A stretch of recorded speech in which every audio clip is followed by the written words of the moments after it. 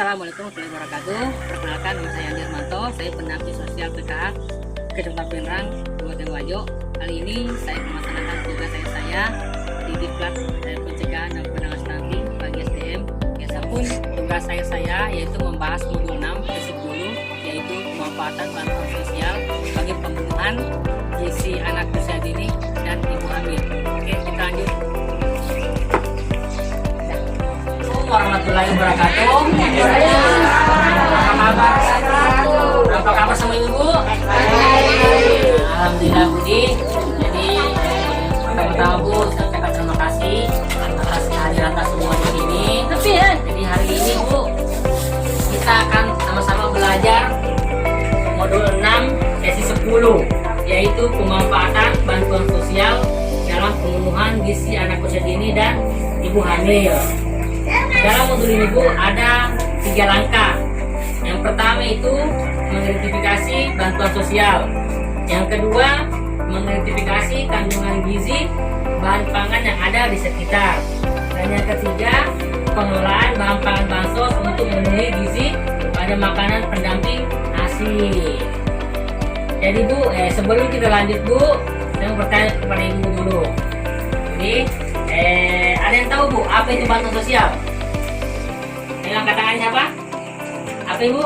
Bantuan dari pemerintah. Ya, masih ada lagi? Apa? Bantuan untuk sekolah. Ya, yang terakhir siapa lagi? Bantuan uang berupa barang. Ya, kasih Bu jawabannya Budi. Semua jawabannya itu benar. Artinya saya kemudian pertanyaan selanjutnya Bu. Selanjutnya apakah ibu-ibu di sini semuanya dapat bantuan? Iya, dapat. Alhamdulillah Budi.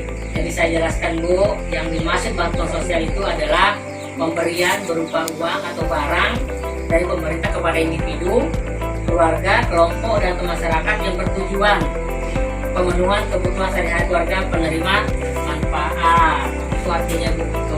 Itu artinya bantuan sosial Budi. Sudah kita paham semua. Selanjutnya Ibu, saya mau bertanya Bu, apa? Coba Bu sebutkan jenis bantuan. Jenis bantuan yang Ibu dapat selama ini. Bantuan sosial apa Ibu? Coba katakannya apa? KIS. KIS Budi ya, KIS kartu sehat apa Ibu? KIS kartu pintar. Ya masih ada Bu? Sembako. Bantuan sembako Ibu? BLT. Ya BLT. Ntar siapa Ibu? Siapa ini berapa Bu waktunya? PKK. Ya itu semua jenis ini bantuan sosial yang ada di masyarakat Budi. Nah, kemudian bantuan pemerintah itu untuk semua pasti ada manfaatnya Budi. Jadi manfaatnya itu manfaat bansos yaitu terpenuhinya kebutuhan keluarga penerima manfaat seperti pangan, pendidikan dan kesehatan sehingga anak menjadi sehat dan tidak stunting. Gimana Ibu semangat? Semangat Budi. Walaupun suasana puasa kita harus semangat Budi.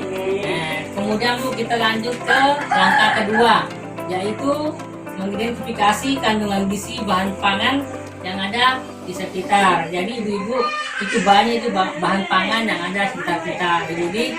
Jadi saya sampaikan agar makanan yang dimakan ibu hamil dan balita memiliki kandungan gizi yang baik, maka ibu-ibu di sini harus memahami jenis makanan fungsinya. Jadi itu Bu ada beberapa jenis makanan dan fungsinya Bu. Kita tahu Budi. Di sini ada tabel. Di sini Budi. Nah, di sini ada contohnya tabel 1 gizi pada bahan makanan dan fungsinya. Yang pertama itu ada kelompok kandungan gizi. Yang pertama makanan pokok seperti karbohidrat. Karbohidrat itu Bu, contohnya ada beras, ada singkong. Nah, ini fungsinya Bu. Yang pertama itu sumber tenaga, dan yang kedua untuk berpikir dan bekerja. Dan yang kedua itu Bu, selain kita makanan pokok karbohidrat, kita juga perlu lauk pauk. Lauk pauk itu ada semacam ikan, daging, telur.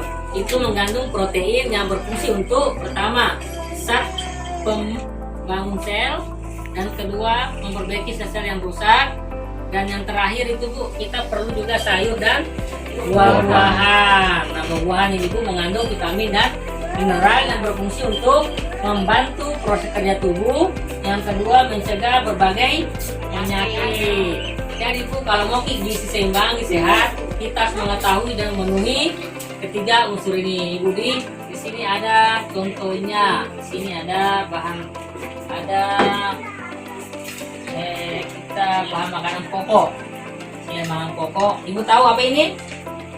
Beras. Ini beras mengandung karbohidrat Budi yang berfungsi untuk sumber tenaga. Kemudian yang kedua ada Jagung. Ini termasuk mengandung karbohidrat. Ada Singkong. singkong. Nah, ada juga ubi atau ketela. Kemudian tepung sagu. Yang terakhir ada kentang dan masih banyak dan ubi. Nah, sedangkan untuk yang mengandung protein bisa seperti ini ada apa ini Bu, daging apa ini? Ayam. Ini Ikan. ikan teri Budi. Ini ikan. Kemudian yang terakhir ada telur. Ini yang mengandung protein. Selain itu Bu, kita juga perlu namanya sayur dan buah, karena sayur dan buah ini berguna untuk membantu proses kerja tubuh. Di sini ada contohnya buah apa ini Bu? Jeruk di, kemudian jambu biji. Ada ini mangga ini hampir di depan rumah ada Ibu. Kemudian ada pepaya juga, Nah, banyak di halaman rumah kita. Ada semangka dan pisang lagi. Jadi ini makanan-makanan yang perlu kita konsumsi untuk menjaga gizi kita Ibu Budi. Nah, kemudian saya sampaikan, jadi Ibu, makanan yang dikonsumsi oleh anak dan ibu hamil termasuk ibu semua sini harus memenuhi gizi seimbang seperti yang ada tadi disampaikan Budi. Nah, kemudian Ibu gimana, semangat? Ya, jadi Ibu, kita sudah melalui langkah pertama dan kedua. Sekarang yang terakhir langkah ketiga, yaitu pengelolaan bahan pangan bansos untuk memenuhi gizi pada makanan pendamping ASI. Saya lihat Ibu kayaknya bersemangat Budi. Jadi untuk bersemangat kita laksanakan sebentar sebentar. Ayo berdiri sebentar. Ya, semangat Budi. Semangat Bu. Jadi ada saya contoh sekali Bu Budi. Ada terus sekali nanti Ibu ikuti. Kami senang hidup sehat dan bersemangat. Oke.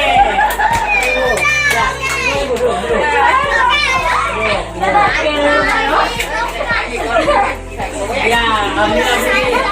Oke, saya rasa mungkin Ibu semangat sekarang. Nah, tadi kita lanjutkan ke langkah ketiga.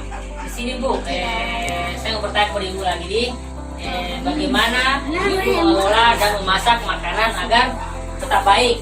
Gimana Bu? Dimasak. Ditumis.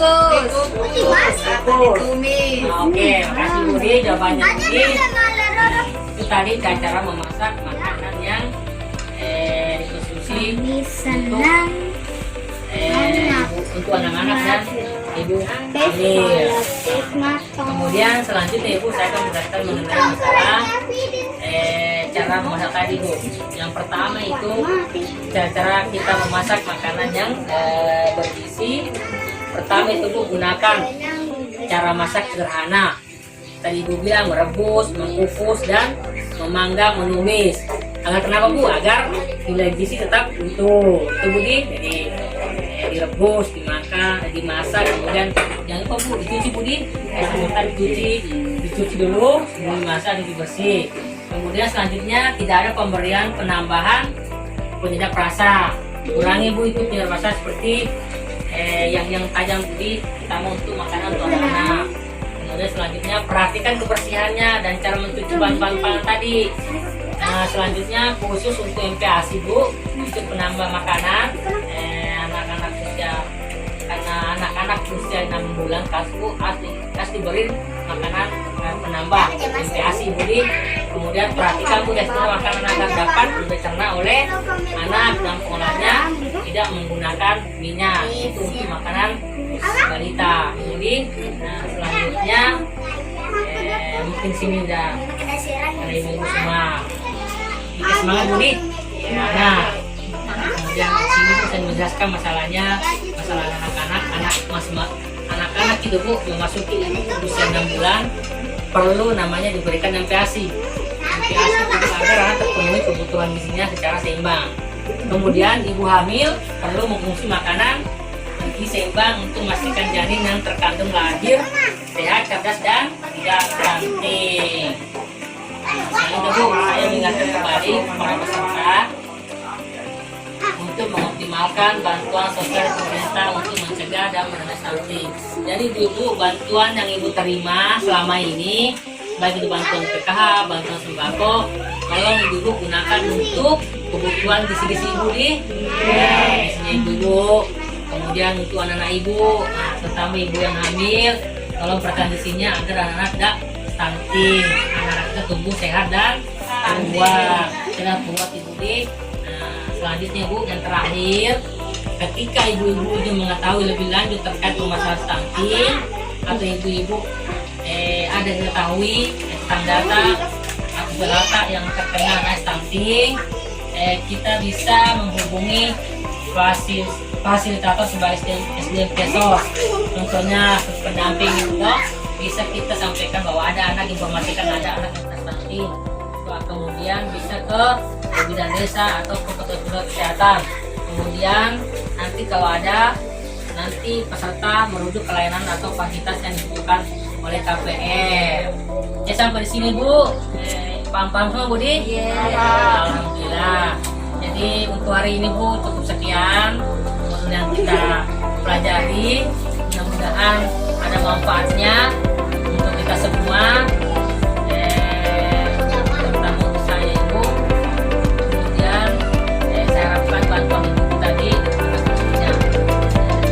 Dari Budi, ada mengakhiri.